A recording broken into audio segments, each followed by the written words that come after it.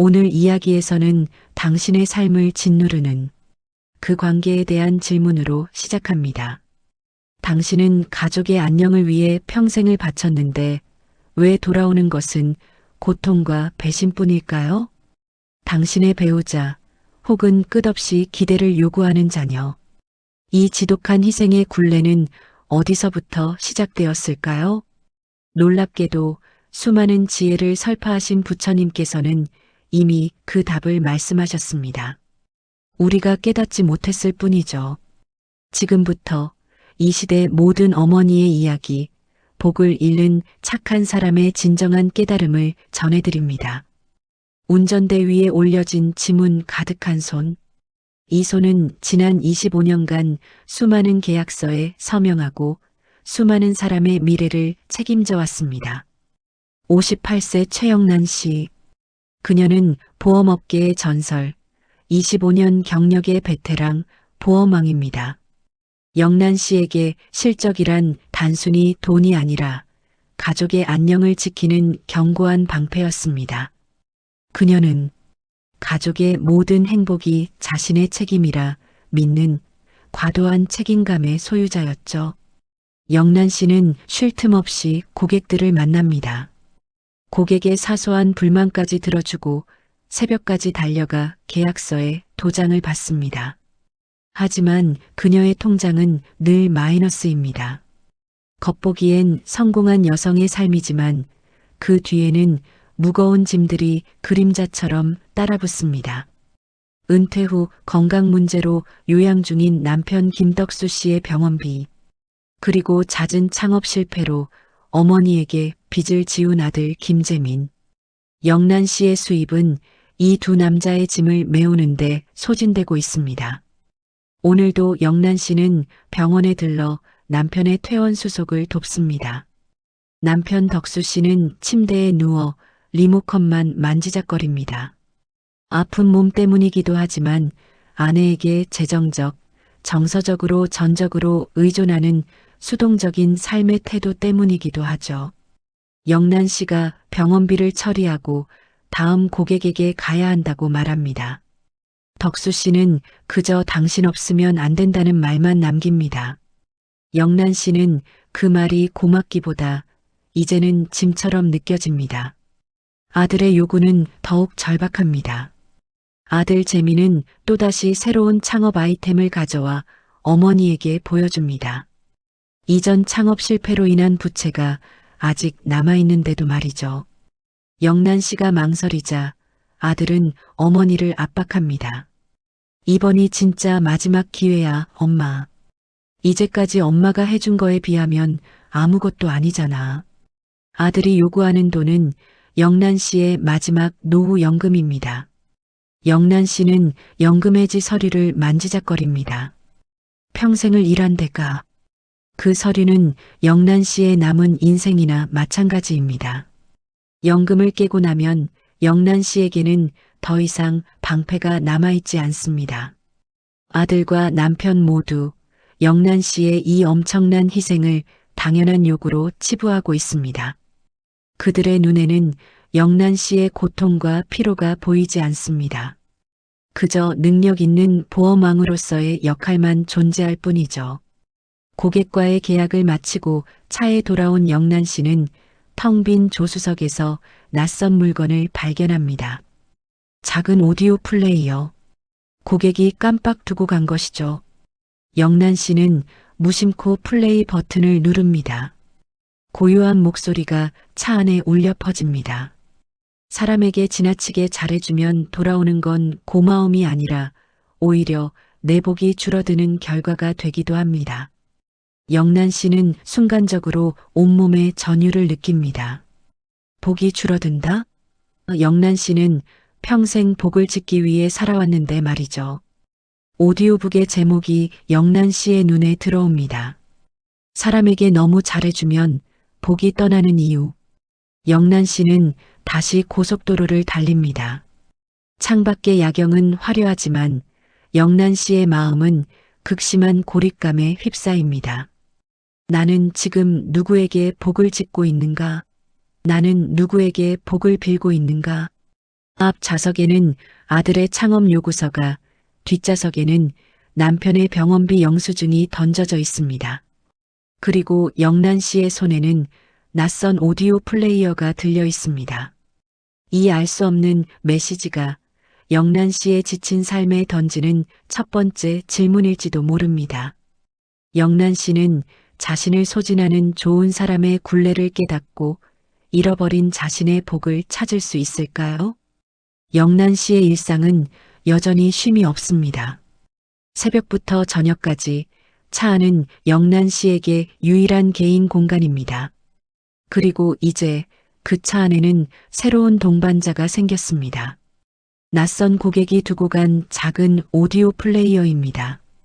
영란 씨는 이동 중 습관처럼 오디오북을 재생합니다. 첫째, 내가 거절하지 못하는 착한 사람일 때 복은 조용히 자리를 뜬다. 영란 씨는 순간 브레이크를 밟을 뻔했습니다. 그 문장은 마치 영란 씨의 지난 삶을 정확히 꿰뚫는 예언처럼 느껴졌죠.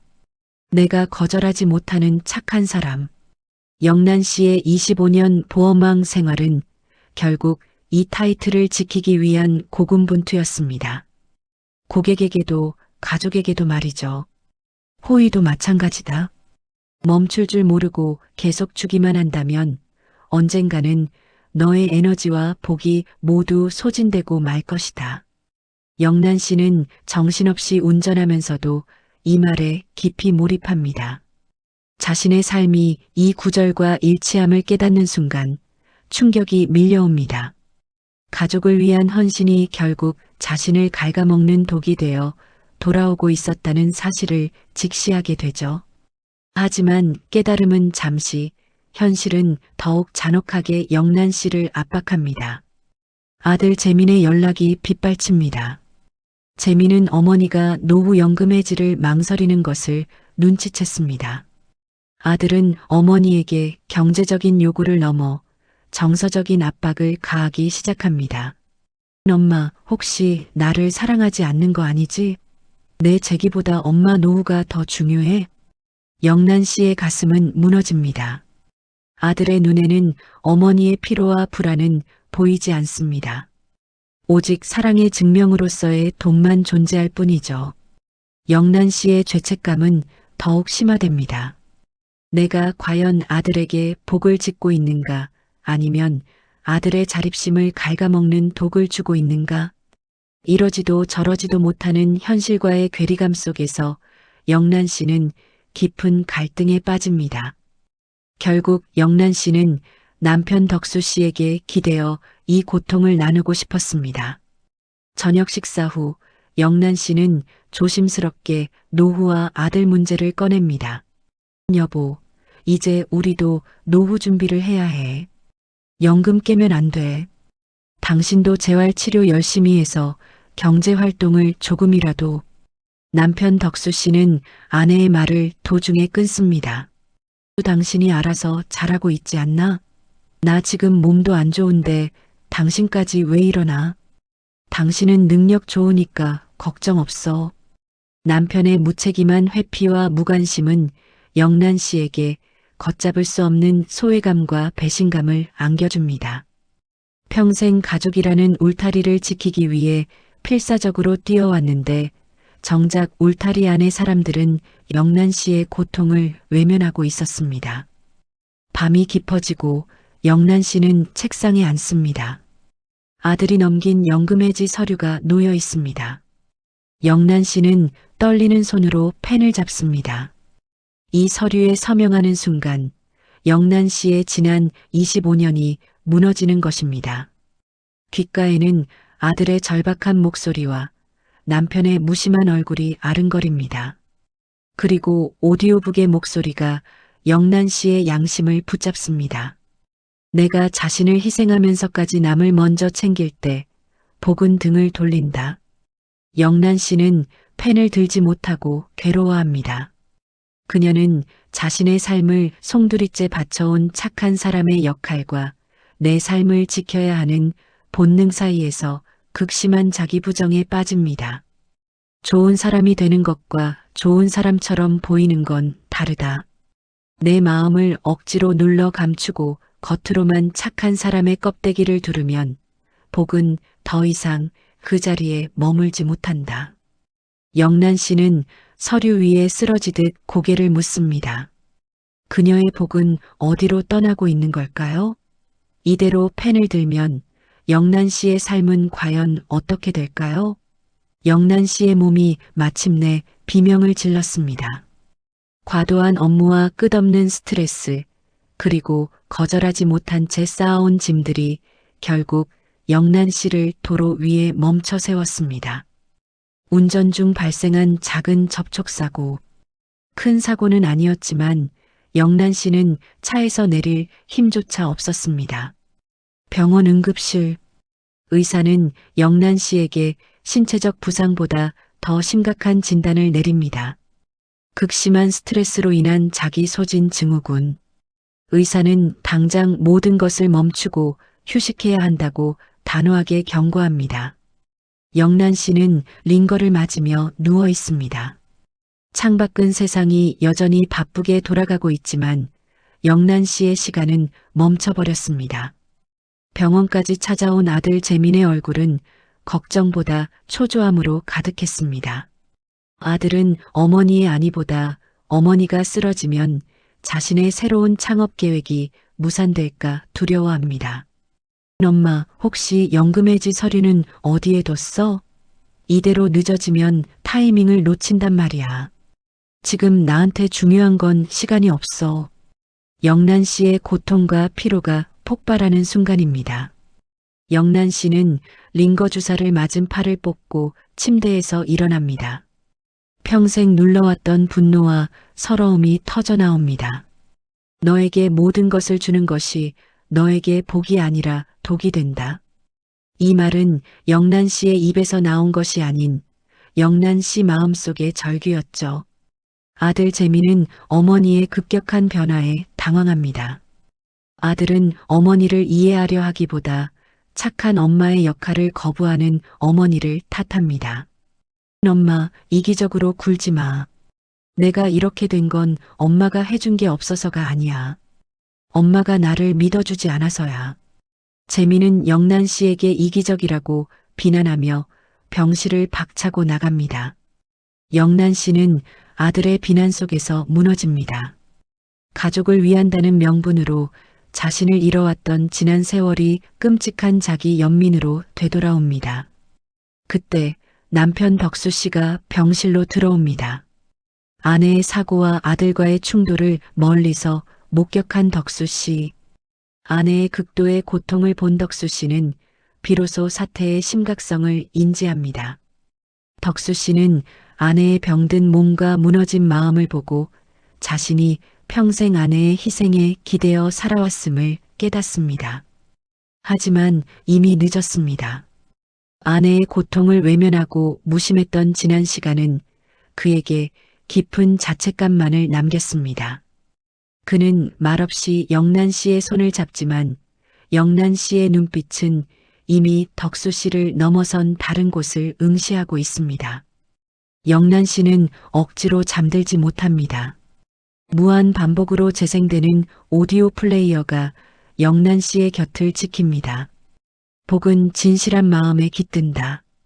너의 마음을 억지로 눌러 감추면 복은 떠난다. 영란 씨는 깨닫습니다. 가족을 위한다는 명분으로 나 자신을 가장 먼저 외면했던 사람은 바로 영란 씨 자신이었다는 것을요. 헌신이라는 이름 아래 스스로를 짓밟고 가족의 의존성을 키워온 것은 결국 영란 씨의 착한 사람 콤플렉스였습니다. 영란 씨는 눈물을 쏟습니다. 이는 서러움의 눈물이 아니라 자신을 용서하고 스스로를 사랑하겠다고 다짐하는 결의의 눈물입니다. 영란 씨는 아들의 요구를 단호히 거절하고 자신을 위한 시간을 갖기로 최종 결단을 내립니다. 지금 이 순간 영란 씨에게 가장 필요한 것은 가족을 위한 돈이 아니라 무너진 나를 세우는 시간입니다. 내가 먼저 너의 삶을 소중히 여길 때 진짜 복이 너를 따라붙는 법이다. 영란 씨는 병원 침대에서 눈을 감습니다. 자신을 잃어온 희생은 더 이상 미덕이 아님을 깨달은 영란 씨. 영란 씨의 결단은 단호했습니다. 25년간 놓지 않았던 보험왕 타이틀, 그녀의 정체성이자 족쇄였던 그 짐을 내려놓기로 한 것입니다.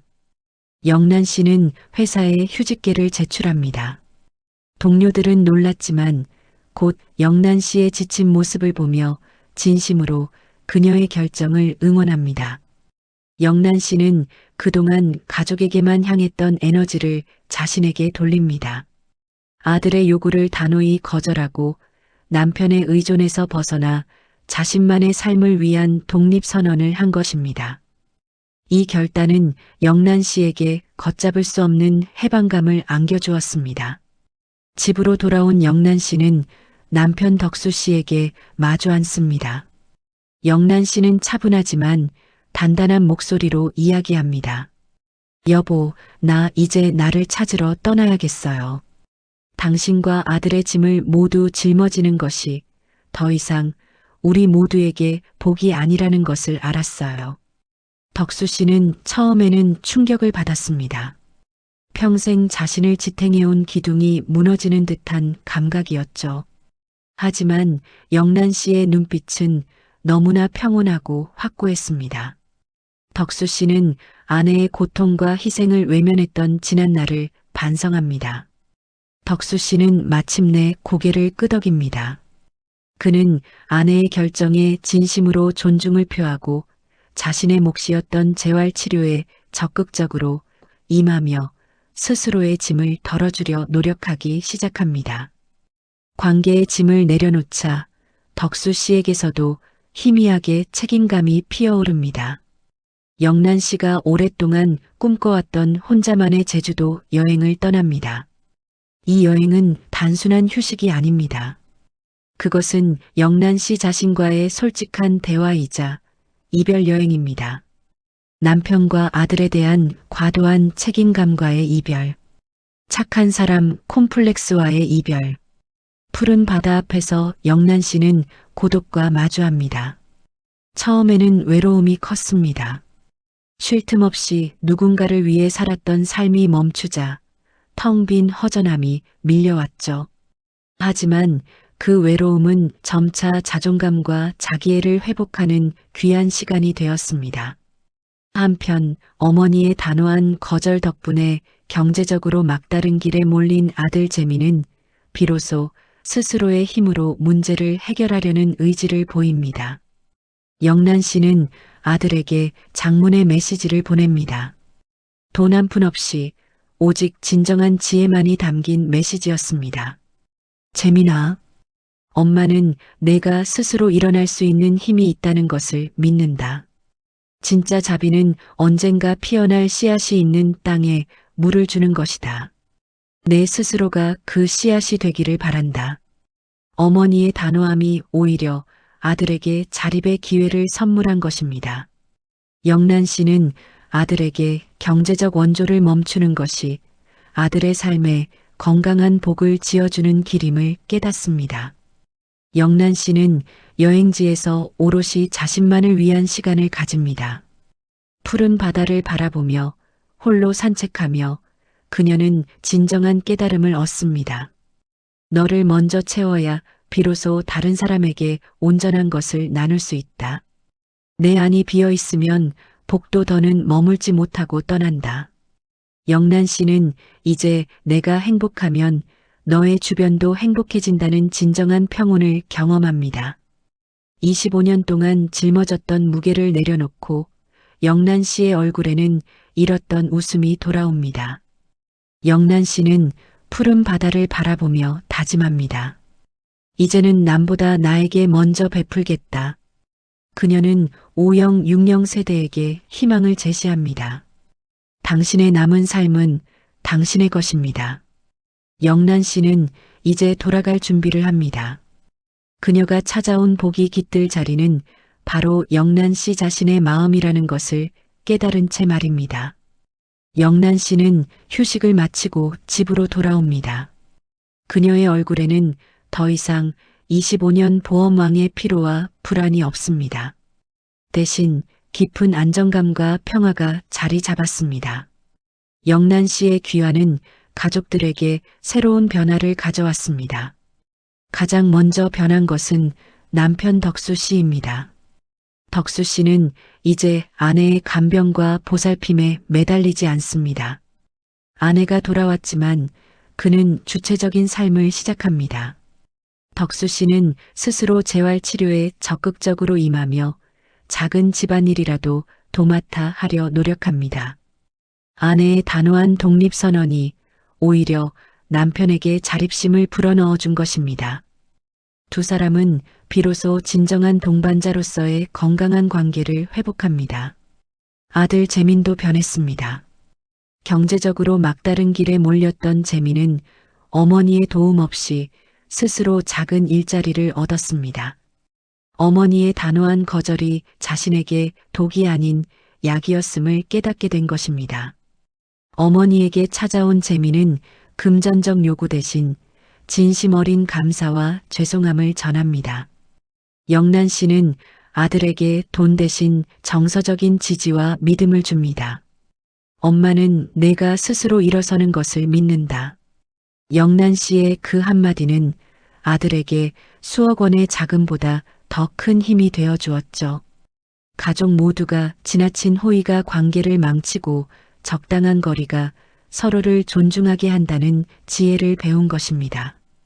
영란 씨는 회사로 돌아가지 않습니다. 25년 경력의 보험 설계사 대신 그녀는 새로운 직업을 선택합니다. 자신의 경험을 살려 중장년층을 위한 재무 상담 봉사 활동을 시작한 것입니다. 이것이 영란 씨가 찾은 새로운 형태의 복직기입니다. 단순히 돈을 벌어주는 것이 아니라 중년들이 자신처럼 희생이라는 이름으로 노후를 탕진하지 않도록 돕는 일입니다. 영란 씨는 봉사활동 속에서 진정한 삶의 목적을 찾습니다. 명상 모임에 참석한 영란 씨는 자신의 경험을 나눕니다. 이제 영란 씨는 더 이상 착한 사람처럼 보이려 애쓰지 않습니다.